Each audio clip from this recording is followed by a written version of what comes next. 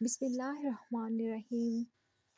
صبح سویرے گلوے کے 2 پتے خالی پیٹ استعمال کرنے سے کینسر کی بیماری کا مسئلہ حل ہو جاتا ہے۔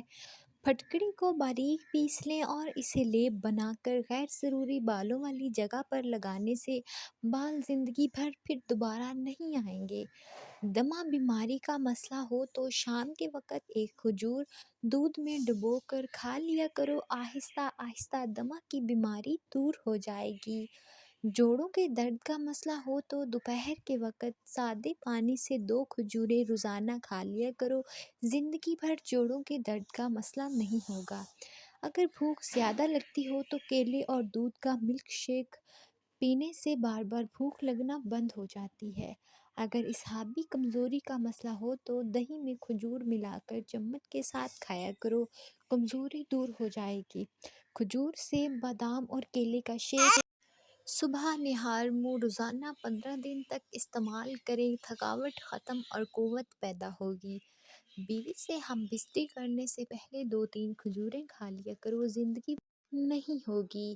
اگر آپ کو بلڈ پریشر کا مسئلہ ہے تو کاجو کا استعمال نہار منہ کیا کریں، بلڈ پریشر اپنے لیول پر رہے گا۔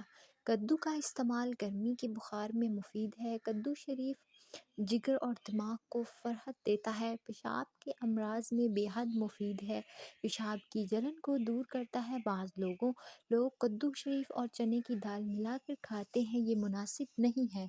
آلو بچوں کی بڑھوتری کے لیے بہت مفید ہے، ہر عمر کے افراد کے لیے کھانا مناسب ہے۔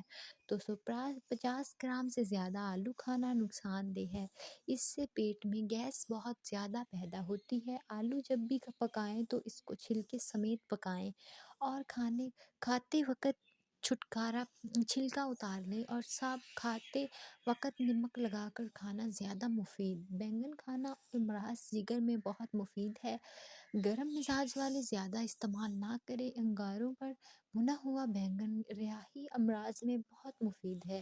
توری کھانا بخار کے مریض کے لیے عمدہ غذا ہے، یہ بھوک بڑھاتی ہے اور جلد ہضم کرتی ہے۔